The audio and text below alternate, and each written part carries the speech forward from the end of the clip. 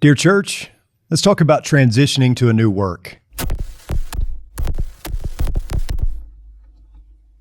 Hello and welcome to the Dear Church podcast. I'm your host, Chris McCurley, on a rather sad occasion, I guess, in some degree.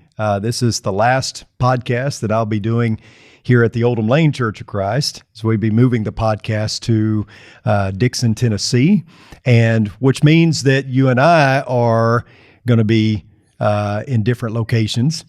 However, I wasn't planning on you starting like this. However, you will still be on the podcast. We'll be utilizing you a lot. Over the last few weeks, we've been talking about transitioning to a new work.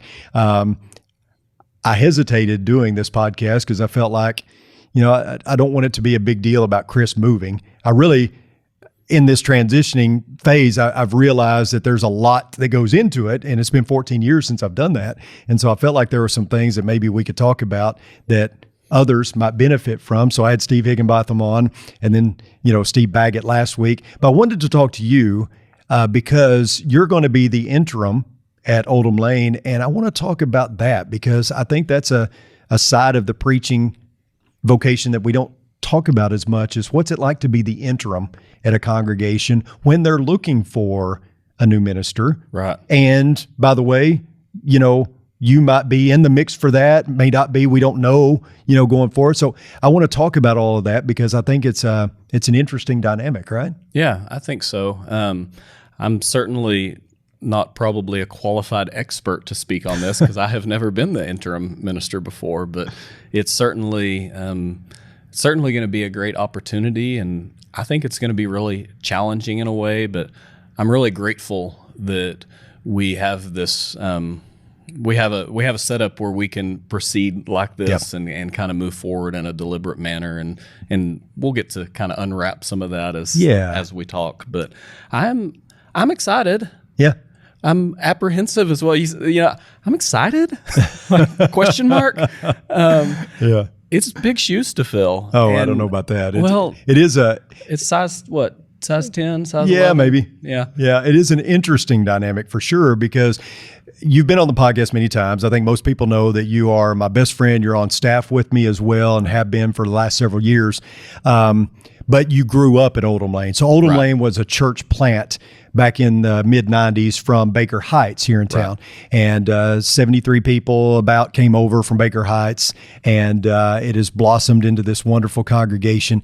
But you have been there since the very beginning. You were just a small child. Your dad was an elder at one point, and your brother is one of our deacons. Mm-hmm. And so it is truly your home congregation. You went to Abilene Christian, went to medical school for a while, decided that's not for me, and you and your brother got in the salvage yard business and did that for a while, and your brother's still doing that. Uh-huh. And then I remember in 2015, we were looking for a youth minister, and I said, hey, I want you, but I want you full-time, maybe Chad can run the salvage business. And that's really kind of what started the ball rolling in ministry. So it's not like you had a lot of formal training, but you were always helping. You helped with the youth group when you were in college. And then, of course, you've always been active in the congregation. But preaching is something you've kind of had to navigate on your own, try to kind of figure out, find your way, right? Yeah. No, it really has been a different road that most people have taken. Yeah.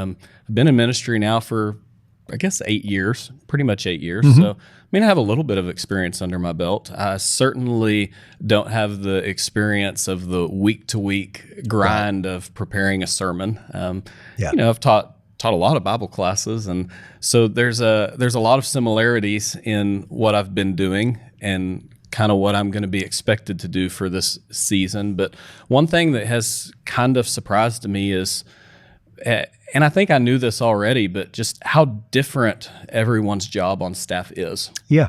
From youth ministry to associate minister to the pulpit minister. And of course, we're blessed to be in a place where, we're able to have a variety of. I know there are a lot of men shouldering all of those loads, right? And I can't imagine major respect goes out to those guys. No kidding. For the work that they are putting in, because I'm sitting here thinking, I'm going to sound kind of like a whiny child, I think, saying, oh, well, now I have to do some of my job and preach. And this is going to be so hard. And, and they're probably thinking, well, you need to grow up a little and get some real life experience. But it is interesting. We've been blessed to be in a place where we've had a lot of people on staff who are all pulling in the same direction. Yeah. But also working in kind of a very different lane. Mm-hmm. And so that really is going to be a challenge for a spell, is just adapting. And I mean, when I say there's big shoes to fill, I mean, big shoes to fill because you're an excellent preacher, but also, I mean, you're pulling your weight. We have a staff. Mm-hmm. We have a staff full of people who pulls their weight. Yeah, and for a while we've talked about this. Your responsibility with the church. You were our youth minister for many years, and then when Jake, one of our dear friends and staff members, took a preaching job at his home congregation, then you slid into that associate role, and that's not going away. No, so you're taking over the preaching duties and still probably doing a lot of that. It's not like you can just offload that. And we've joked about it, but kind of tongue in cheek, because I think it's somewhat true, is that replacing your job as associate would be harder than finding a preacher, because of all that. It's kind of a catch-all job. Whatever the preacher doesn't do, it just falls on the associate minister, and that's not going away. So I guess if we're talking about the challenges that come with the interim part, and you're doing the interim till the end of the year, and probably maybe beyond that, but definitely to the end of the year, talk a little bit about the challenges. One of the things you said that I've talked to Jake recently too about going to his hometown and being the preacher there. One of the things he said was, I knew it would be tough, but I didn't realize the difficulty of this is every week, 2 sermons every week. Talk a little bit about that, because I do think that being a preacher myself, that gets easier, but that is definitely the biggest challenge. So I have really been struggling, because for the last month we have worked to kind of let me start shifting my focus towards some sermon prep. Yeah. And I have found that I think I've kind of retrained my brain to respond to situations as they come up. That's a lot of my job as associate minister. We have to deal with this. We have to deal with this. Yep. We got a phone call about this. An email came through about this. There's an issue with the building over here. And some of it's ministry, some of it's more kind of church management type stuff. But it's just kind of a constant stream of things coming in. Well, when you're preparing to teach, or especially preparing to preach, I mean, that requires giving like uninterrupted time to study. Yes. And I'm struggling with that. That's a skill, a muscle maybe in my brain that I haven't exercised as much as I should have over the last 8 years because of the nature of my job. And so I'm kind of having to, I'm having to work really hard with time management. Yeah. I mean, that's been a challenge, and kind of protecting some blocks of time to give to deliberate study and to give the attention that's needed to this job. And so when I talk about the jobs are different, I mean, there really is a different requirement when it comes to that weekly grind of sermon prep and giving that attention to it. Yeah, especially when you consider, like we said before, that you have the associate minister's role and this role now, and 3 little kids at home, and balancing that, as well as, if there's a funeral, that comes up, I mean, that's probably going to land on your shoulders. And so there's a lot more that goes into it than just the week in and week out preaching. Although, like you said, it's why I say that probably the most important word in a minister's vocabulary is no, because you got to set some boundaries. You got to, well, and I feel like it's been my job to say yes for a long time. Absolutely. And so that's really hard to do. It is. And you feel like you kind of owe it to the people to say yes.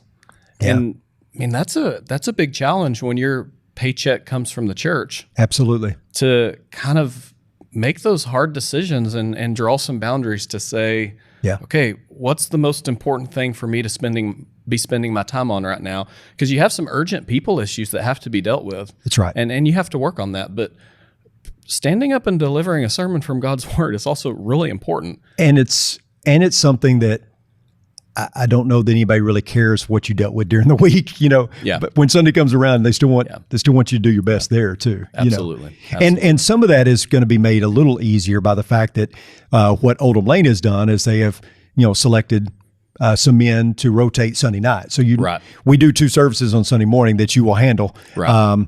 And I think I think it's really good. I think that's the way it should be. But Sunday night, we're going to spread it around among some guys that will do a rotation. So that is a little bit of a reprieve, right? Well, and that brings up an excellent point in kind of recognizing that despite how different this may look in different contexts, anytime there's a transition, there's going to be a workload that has to be taken and divided out. Right. I can't do 2 people's jobs. Nope, you can't. And we are blessed at Oldham Lane, not just to have a staff that's willing to help out, but to have a lot of committed volunteers, leaders and volunteers who are going to step in and shoulder some of that load. Right. So, I don't want to get too whiny and act like it's all on me, because it's not. Right.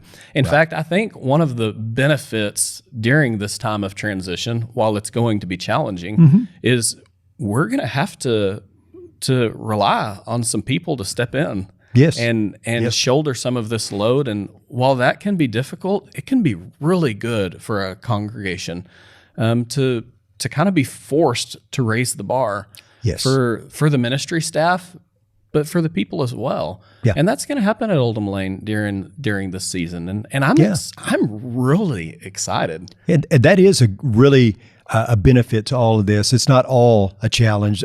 There's a lot of challenges, but there's a lot of benefit too. And I've said it before, when you, as a preacher, when you announce that you're leaving somewhere, if you're in good standing with the church, there's a grieving and things like that. And then after a while, it turns to, okay, we get to hire a preacher now, right. And it gets exciting. And I think that's kind of where Oldham Lane is now, is that, whoever the next guy is, who's it going to be? There's some excitement, kind of like Christmas, what's the gift going to be? What are we getting? I don't think we're to the Christmas attitude yet.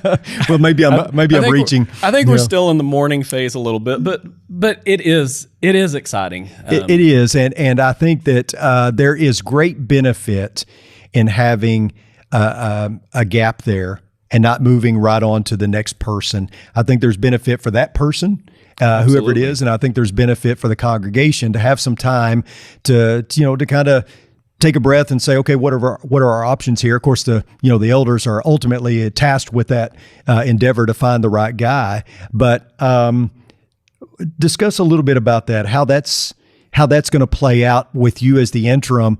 What's your strategy? I know you, and you're not going to just do random sermons on Sunday morning. What are you kind of looking at as far as your approach to the Sunday morning worship service and the sermon you deliver? Yeah. Well, I think it's important to have a plan. Yeah. And so I have specifically at this time been asked to prepare 8 sermons that gets us through the end of the year. And like we said, I'm ready if that needs to be extended a little bit longer. Yeah. But the first 8 sermons that I'm going to deliver, we're going to do a mini series the first 3 weeks. Okay. And that's going to come from 2 Timothy chapter 3. Okay. And man, I'm so sorry. From 2 Timothy chapter 3, and we are going to talk about the things that don't change. Yes. I think there's all of this change, and it's not just you leaving. We've just installed new elders. Yeah.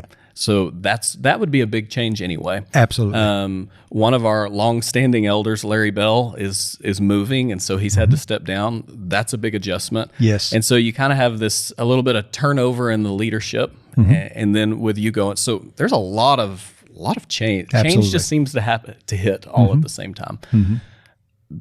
That brings a little anxiety out. It does in me, and I think that it does in our people too. And so the first 3 weeks, we're just going to stop, we're going to pause, and we're going to breathe a little bit. Good. And we're going to talk about the things that anchor us and keep us steady and firm during these times of change. That's good.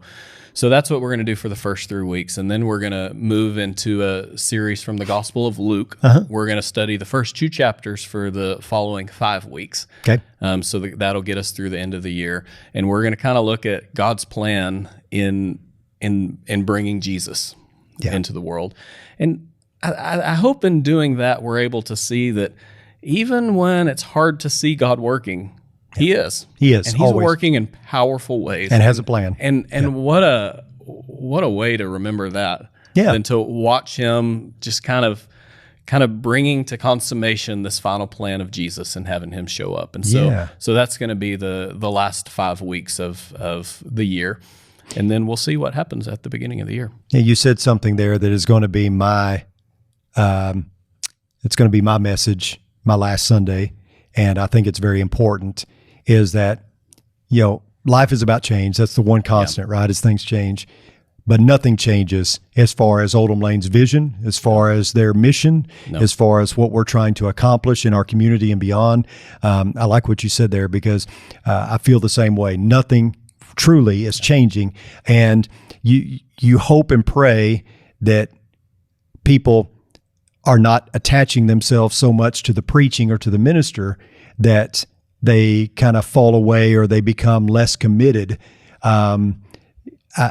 I know that I've heard,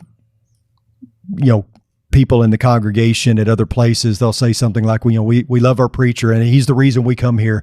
And for that preacher, I'm sure that's very, encouraging and, they certainly appreciate that. But ultimately, that's not the only reason you should be here, right? Discipleship is about following Jesus, not a preacher. And so ultimately, whoever the preacher is, we're committed to the work here. We're committed to what's going on. Well, that's just, I'm so thankful that we get to worship at a place where we have had excellent preaching. Mm-hmm. And I hope that Oldham Lane is able to continue that. I think we will be able to. But if you're showing up to a place just for the preaching, man, you're missing out. Yeah.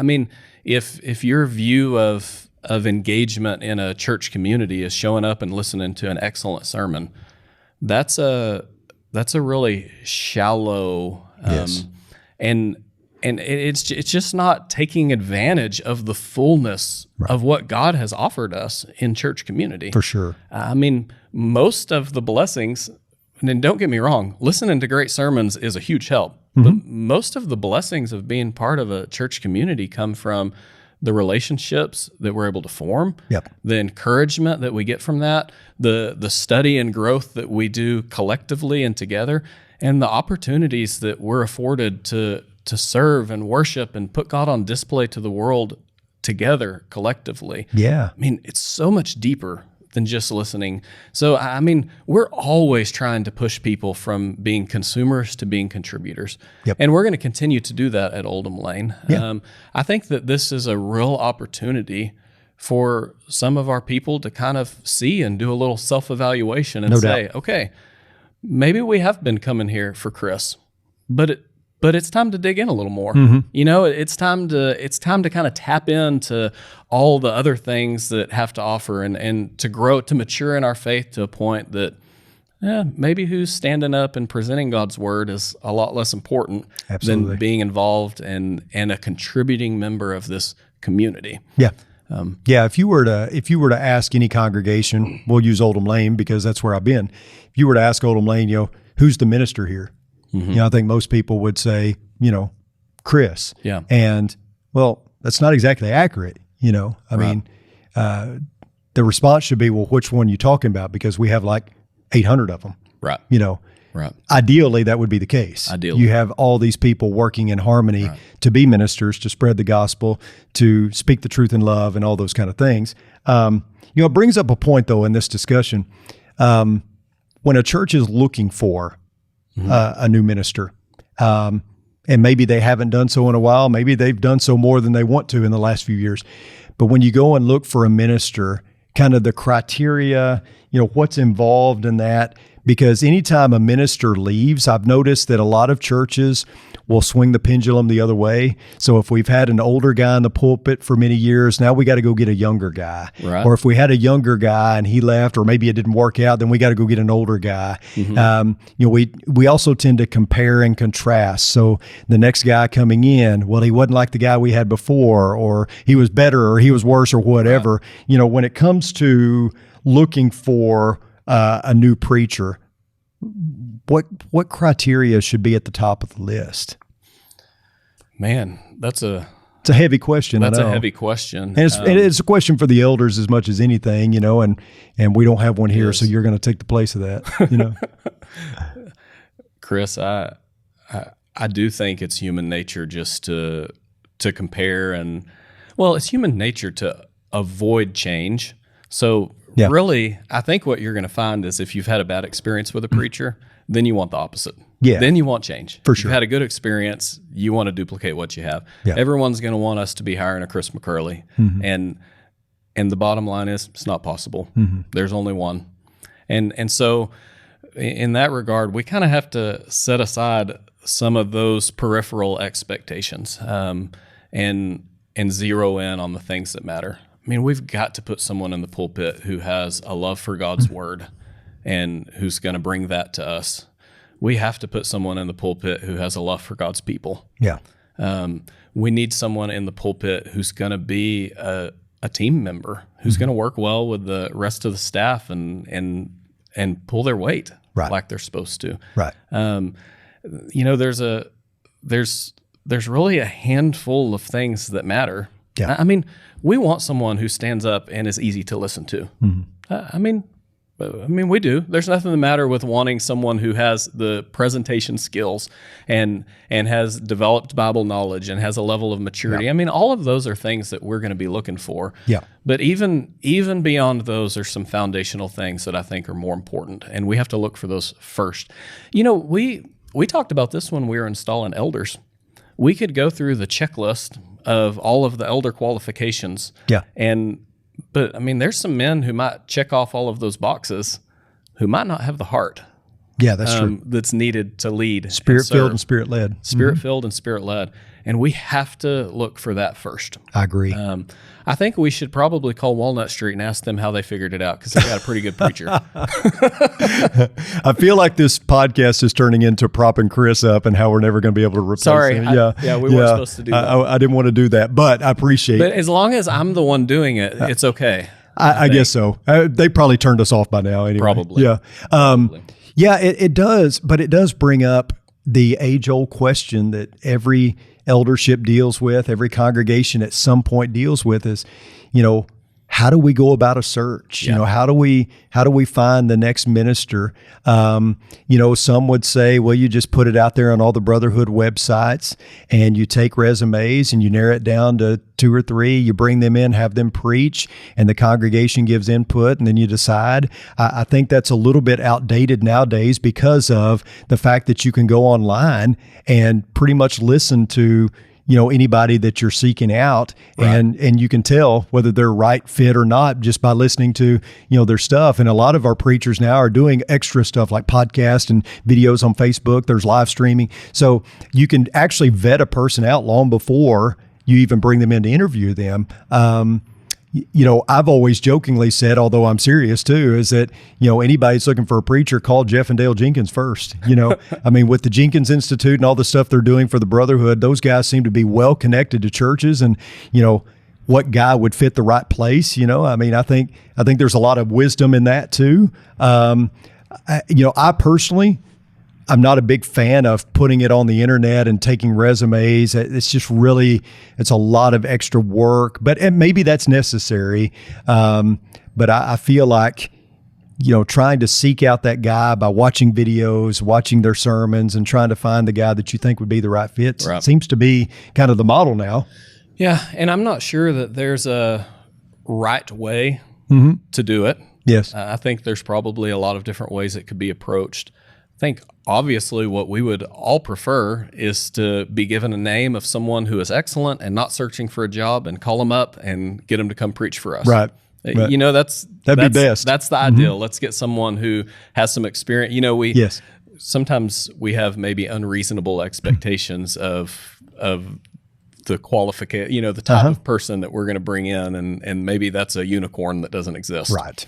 But in an ideal world, we would be able to find someone who wasn't necessarily hunting, and that was a really good fit, and bring them in, and it would happen that way.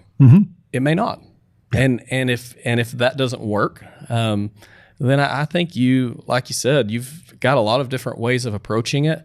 And I'm not exactly sure how our elders will choose to move forward with that. Whether, there's churches that have successfully used committees. Yes. There's churches that have successfully advertised and interviewed and gotten excellent ministers out of that. Yes. There's churches who the eldership handles it totally in-house with connections that they have and in making phone calls, and they've done a great job of that.